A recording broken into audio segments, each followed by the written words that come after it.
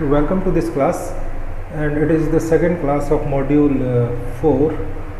In this class, as you can see, that we will start chapter 10, and the topic of this chapter is cell energy balance and temperature distributions in solids and laminar flow. So it is just the counterpart of that cell momentum balance, in which you did momentum balance by taking a cell inside your system. So here also you go through the same procedure. Whatever system you are studying, in that system you take a cell of very small thickness, and after then you do here the heat balance.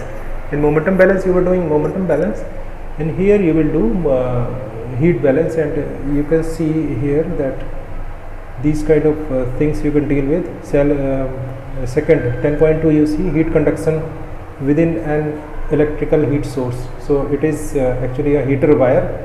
So in that heater wire you can get temperature profile of that wire, and after then you can study the heat conduction with a nuclear heat source like this. So you will understand them when you will do this. So first we are going to the cell energy balance, how it is done.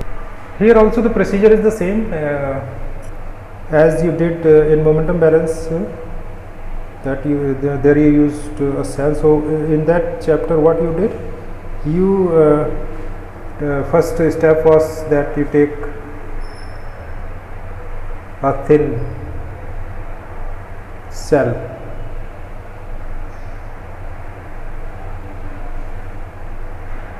in the system. Means you should take a suitable cell. Any cell you cannot take. For example, cylindrical system you took cylindrical cell, and in a rectangular system you took a rectangular cell. So based on upon system you will take, and after then you did in this across this cell momentum balance. I am talking about momentum balance, just review. I am doing the review actually.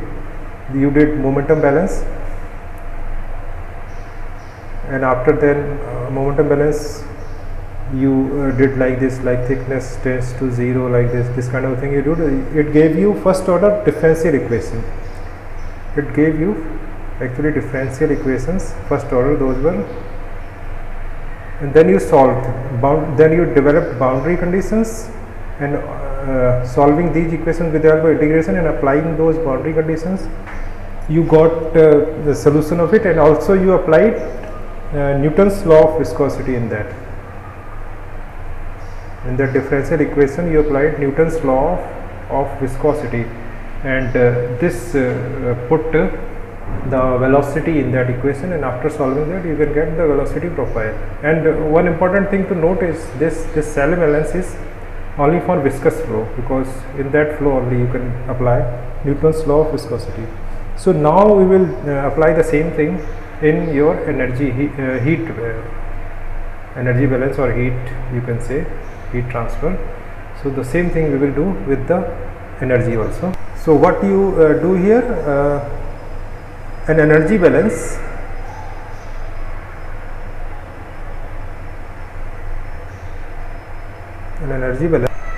is made over a thin slab or cell perpendicular to the heat flow. The same kind of thing you did in momentum balance. That cell, those cell walls were also perpendicular to the flow of the fluid. So after you have applied this energy balance, and then you approximated that the cell thickness is approaching to 0, you will get first order differential equations. You will get first order differential equation, and this will give you actually the same way the momentum balance gave you the stress distribution, shear stress distribution across the system. It will give you heat flux distribution actually. This will give you heat flux distribution, but not temperature at this time. The same way in momentum balance, these equations did not give you the velocity, it gave you shear stress, but the same thing is here also. And in step 3 what you will do, you will replace heat flux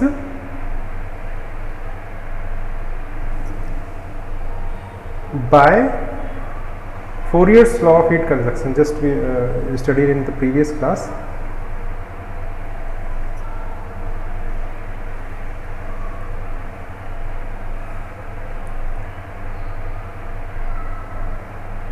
Just the same way you did in momentum balance also, you replaced the stress, that is tau xy, with the help of Newton's law of viscosity, and velocity factor came into it.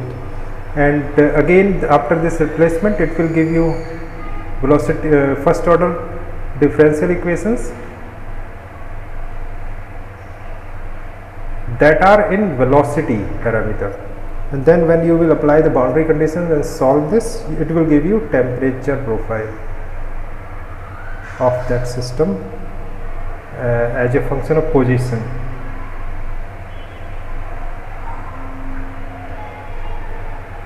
Or the space, you can say. For example, this slab is here, and if you are heating this slab here at this surface, then what is the temperature profile here, here, here? So this kind of thing, this cell balance will give you. So now we come to an example so that you can understand it in a better way. But before going to an example, we should see that how cell energy balance is done. And you can find it in the book in this 10.1 section. So this is the cell energy balance across that slab or cylinder. So it is just the same as momentum balance. So whatever energy is going in to the cell in the form of convective transport, that is by the bulk motion, and what energy is coming out by that bulk motion, and then by molecular transport, one molecule is giving energy to another molecule, that is by conduction, and then what energy is coming out by conduction. And then after then comes here work done by the system. In momentum balance there was force, but here what work is done by the molecular transport, and what work is done by the system, on the system, by the system minus. And after then the system may be producing some energy, for example nuclear energy or electrical energy. So this kind of thing will come here, and rate of work done on the system by the external forces. For example, if you are agitating your system, some agitator is there or something like that, turbine is there or pump is there, something like that. So that is the work done by the system. So we will not take this much complex system, we will study here very simple systems. So anyways, this is the way you will do the balance. And after then we come to this example, heat conduction with an electrical heat source. So what is that system? You can see it here. They have shown this system. What is this? It is actually an electrically heated wire showing the okay, this is a heated wire electrically. Electricity is flowing through this conductor, and because of this heat will be generated in this I square R formula, you know already. But you will see that the temperature will vary across this radius. So we want to find that temperature variation in this wire. So that is our task. And now what they are saying is that so this is your conductor. It is a long conductor, but this much section has been taken. We will study only this much section. So here we will use our previous knowledge that we had in electrical systems. In chemical engineering we don't use electrical system, but we will use that knowledge that heat generated is actually this I square R. You already know that R is the resistance in ohm and ampere is the current. Then you will get the heat generated. or you can see the power. But here in this book they have given it in a very different way. They have not this ohm, this resistance that we take in this formula is actually the resistance of the whole wire in the system, this whole length. But here what they do that here they do it this way, that they define the resistance of only this much length, and they say that this is, suppose this is 1 centimeter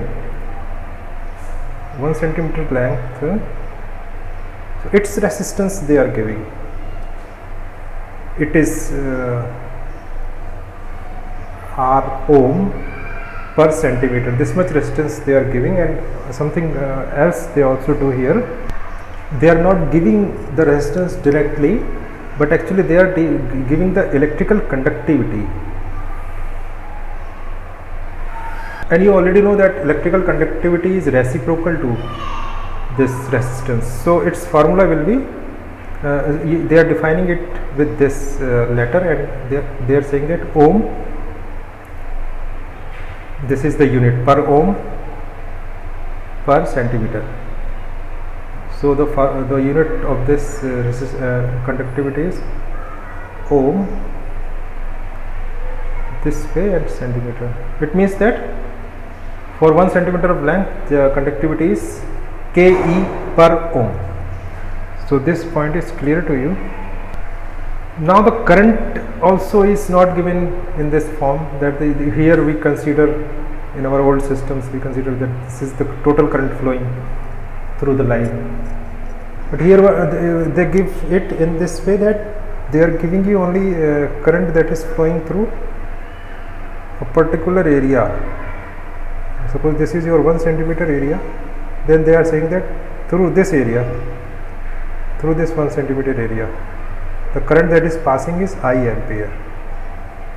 So I letter, the unit of I letter will be this, not ampere only, but this is the current that is passing across 1 centimeter square area. So this way current is given.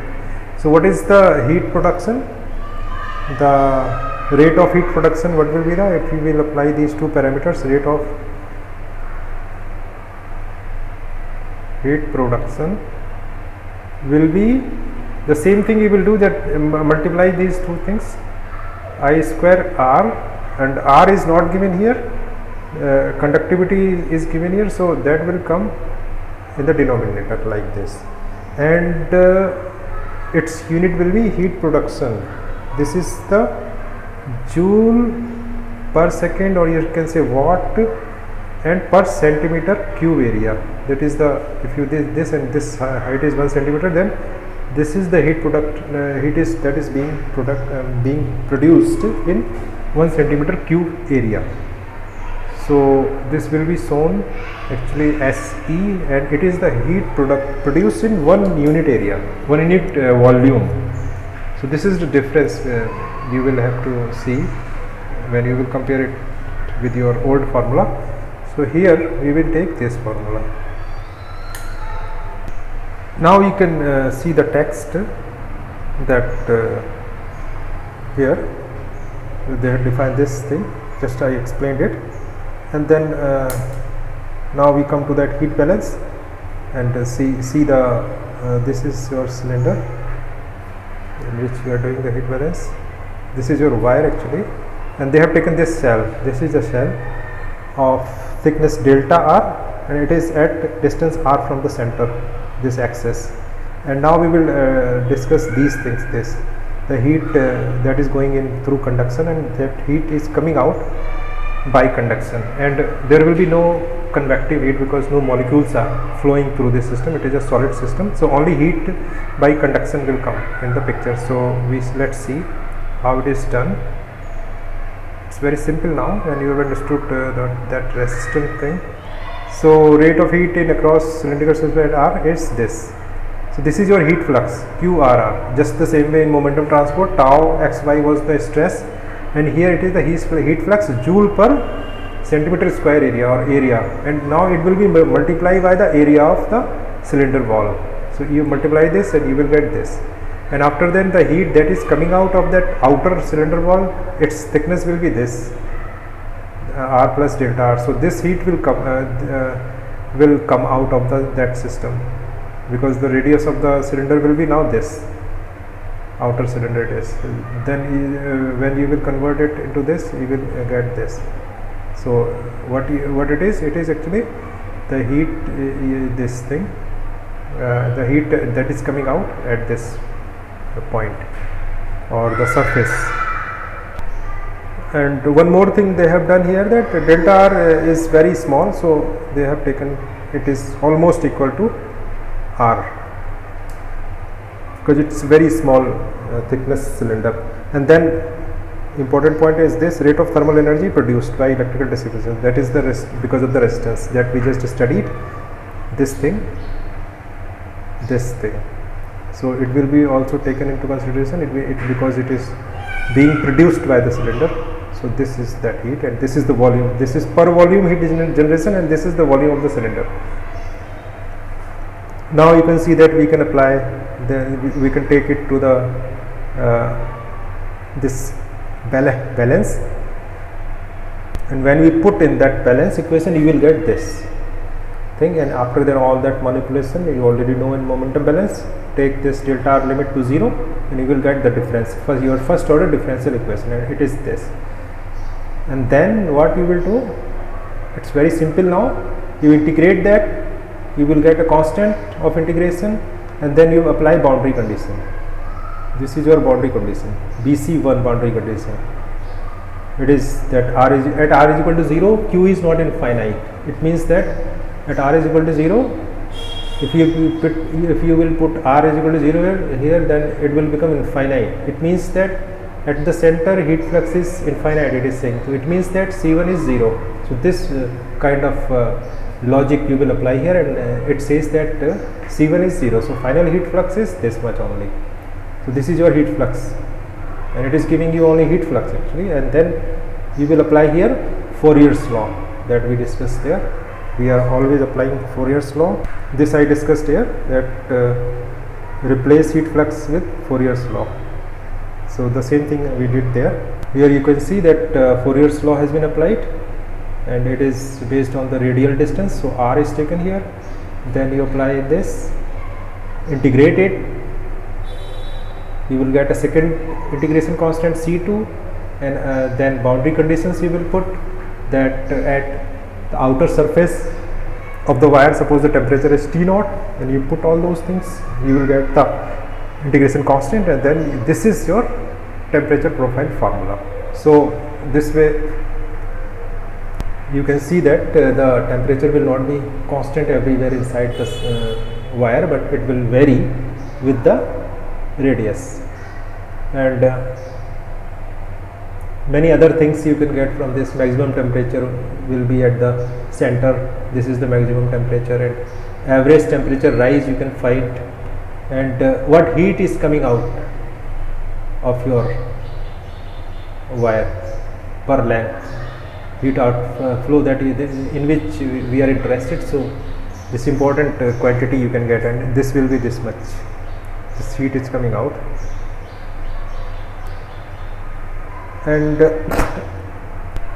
now when you have understood that thing, you can deal with this problem also very easily. Just the same kind of principles are applied, and actually this is heat conduction with a nuclear heat source. So this is the heat being produced per volume by the nuclear energy, and the system is this. This is your system. Actually they have taken a sphere here. This is a sphere of nuclear material, and in this nuclear reactions are going on, and this outer sphere is aluminum cladding, and inside this is a nuclear nuclear reaction is taking place here. Nuclear fission is taking place, and because of this heat will generate, it will get heated. So we have to find this temperature profile.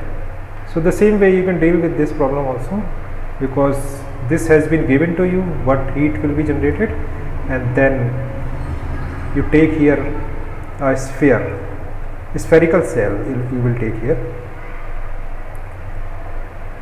and in that spherical cell you will apply all those things, heat going in by conduction and heat coming out of conduction and heat generated the same way you did in electrical wire, and the same thing you apply delta R is equal to 0, you will get this differential equation and then apply boundary conditions, all these things, and then these things you will get.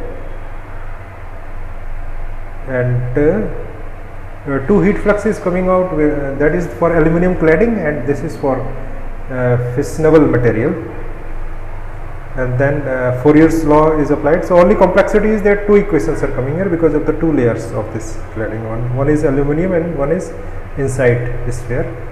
So don't be confused by that.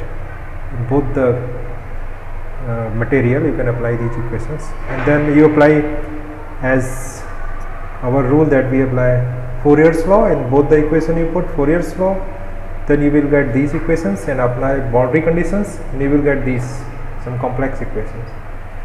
This way in your spherical cell the temperature will vary.